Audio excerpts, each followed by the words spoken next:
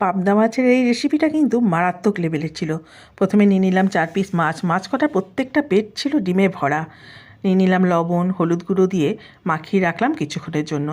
একটা মিক্সি জারের মধ্যে নিয়ে নিলাম কালো সর্ষে, সাদা সর্ষে, পোস্ত, কাঁচা লঙ্কা, টমেটো দিয়ে ভালো করে পেস্ট বানিয়ে রেখে দিলাম। তারপর কড়াইয়ে সর্ষের তেল গরম করে প্রত্যেকটা মাছ ভেজে তুলে রাখলাম। ওই তেলের মধ্যে দিয়ে দিলাম ওই বাটা মশলাটা।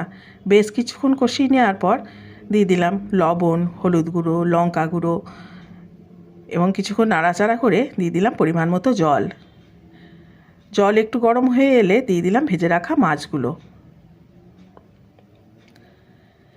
ঝোল ফুটে উঠলে দিয়ে দিলাম ধনেপাতা কুচি, কাঁচা লঙ্কা চেরা, লেবুর রস এবং বেশ কিছুক্ষণ নাড়াচাড়া করে নামিয়ে রাখলাম।